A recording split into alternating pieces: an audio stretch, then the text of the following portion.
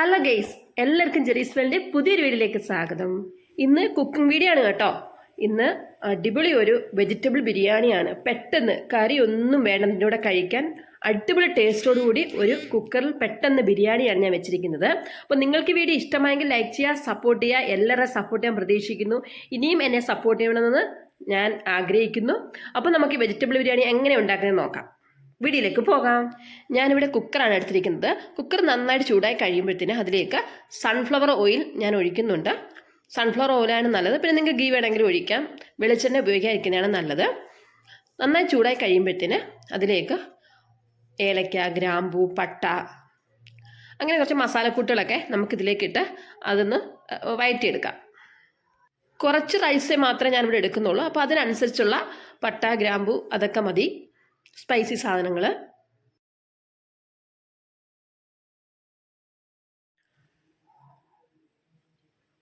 ഇത് നന്നായിട്ട് ആ എണ്ണയിൽ കിടന്നൊന്ന് റെഡിയായി വരുമ്പോഴത്തേന് ഇതിലേക്ക് നമുക്ക് വെജിറ്റബിൾസ് ആണ് ആഡ് ചെയ്യേണ്ടത്. ഞാൻ എൻ്റെ വീട്ടിൽ നമ്മൾ സാധാരണ എല്ലാവരുടെ വീട്ടിലും വെജിറ്റബിൾസ് എന്തായാലും കാണും. ആ വെജിറ്റബിൾസ് വെച്ച് തന്നെയാണ് ഞാൻ ചെയ്യുന്നത്. നിങ്ങൾക്ക് ഇതിൽ കൂടുതൽ വെജിറ്റബിൾസ് ഉണ്ടെങ്കിൽ അതിൽ ആഡ് ചെയ്യാവുന്നതാണ്.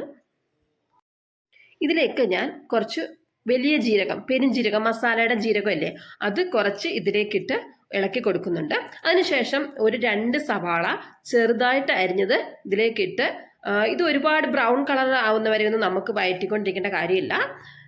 ആ പച്ച മണം ഒന്ന് മാറുന്ന വരെ അത്രയും മതി.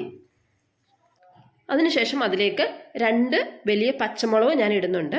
നിങ്ങൾക്ക് എരി കുറച്ചും കൂടെ ഒക്കെ വേണമെങ്കിൽ ആഡ് ചെയ്യാം. പിന്നെ 2 തക്കാളി ചെറുതായിട്ട് അരിഞ്ഞ് ചോപ്പ് ചെയ്തെടുത്തതാണ്, അതും ഇതിലേക്കിട്ട് നന്നായിട്ട് മിക്സ് ചെയ്യുക. അതിനിട്ട് കുറച്ച് ക്യാരറ്റ്, എല്ലാം ഞാൻ കുറേച്ചേ എടുത്തിട്ടുള്ളൂ കേട്ടോ.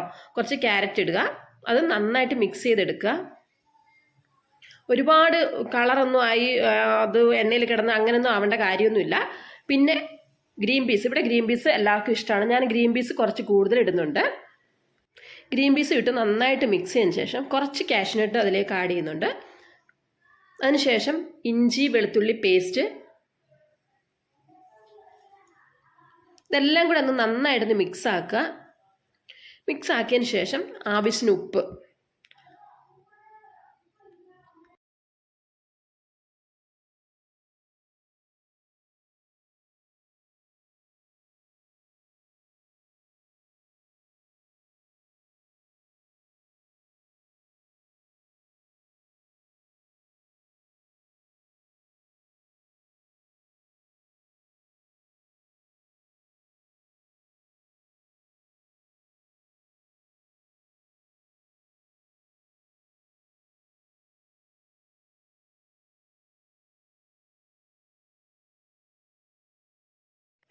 നന്നായി മിക്സ് ആക്കിയതിന് ശേഷം നമ്മൾ ഇതിലേക്ക് 2 ഗ്ലാസ് അരിയാണ് നമ്മൾ എടുക്കുന്നെങ്കിൽ, ബിരിയാണി അരിയാണെങ്കിൽ 4 ഗ്ലാസ് വെള്ളം വെക്കുക. ആ അളവിലാണ്. അപ്പോൾ നിങ്ങൾക്ക് എത്ര റൈസാണ് എടുക്കുന്നത് ആ റൈസ് ആയിരിക്കും അളവനുസരിച്ച് നിങ്ങൾ വെള്ളം ഒഴിച്ചിരിക്കണം.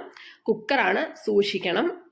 അതിലേക്ക് ഞാൻ നന്നായി തിളച്ചതിന് ശേഷം ഞാൻ അത് നന്നായിട്ട് തിളയ്ക്കണം. കണ്ടില്ലേ, ഇതുപോലെ തിളച്ചതിന് ശേഷം ഞാൻ 10 മിനിറ്റ് റൈസ് കുതിർക്കാൻ വെച്ചിട്ടുണ്ടായിരുന്നു.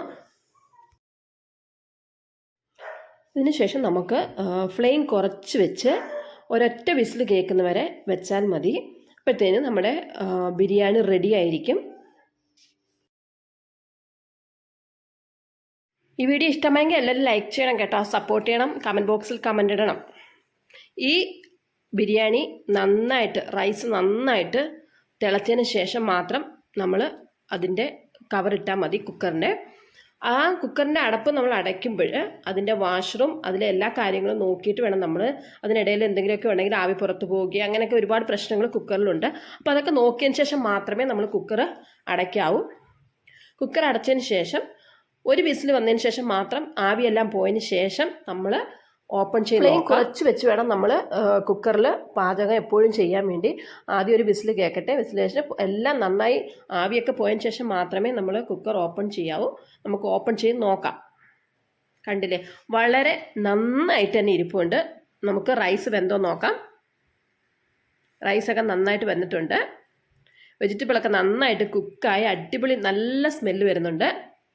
അപ്പോൾ നിങ്ങൾക്ക് വീഡിയോ ഇഷ്ടമായെങ്കിൽ ലൈക്ക് ചെയ്യാൻ മറക്കരുത്, സപ്പോർട്ട് ചെയ്യുക. സബ്സ്ക്രൈബ് ചെയ്യുക. ഞാൻ കുക്കിംഗ് വീഡിയോസ്, റീൽസ്, വ്ളോഗൊക്കെ ചെയ്യാറുണ്ട്. അപ്പോൾ നിങ്ങൾ അതും കൂടെ കണ്ട് സപ്പോർട്ട് ചെയ്യണം. ഇതിൻ്റെ സൈഡ് ഡിഷായിട്ട് ഞാൻ കുറച്ച് സലാഡിന് അരിഞ്ഞു വെച്ചിട്ടുണ്ട്. ഇതിലൂടെ നമുക്ക് ചിക്കനോ ബീഫോ മട്ടനോ ഒന്നും അതിൻ്റെ ആവശ്യമില്ല. അത്രയ്ക്ക് ടേസ്റ്റോടു കൂടിയാണ് ഇത് കഴിക്കാൻ പറ്റുന്നത്. പിന്നെ സലാഡിനുള്ള ഇതെല്ലാം ഞാൻ അരിഞ്ഞു വെച്ചിട്ടുണ്ട്. അതിലേക്ക് കുറച്ച് തൈരും കൂടെ ഞാൻ ആഡ് ചെയ്യുന്നുണ്ട്. ഇട്ടതിന് ശേഷം നന്നായിട്ട് മിക്സ് ചെയ്യാം. പിന്നെ പപ്പടം ഇതിൻ്റെ കൂടെ വേണ്ടുന്നവർക്ക് പപ്പടവും കൂടെ പൊള്ളിച്ച് കഴിക്കാമെന്നാണ്. ഇവിടെ പപ്പടം ഉള്ളത് കൊണ്ട് ഞാൻ പപ്പടവും കൂടെ പൊള്ളിച്ച് കഴിക്കുന്നുണ്ട്. വളരെ ടേസ്റ്റാണ്. നിങ്ങൾക്ക് വീഡിയോ ഇഷ്ടമായെങ്കിൽ ലൈക്ക് ചെയ്യുക, സപ്പോർട്ട് ചെയ്യുക. നമ്മളെല്ലാവരും കഴിച്ച് നോക്കി, വളരെ ടേസ്റ്റാണ്. അപ്പോൾ നിങ്ങളും വീട്ടിൽ ട്രൈ ചെയ്ത് നോക്കുക.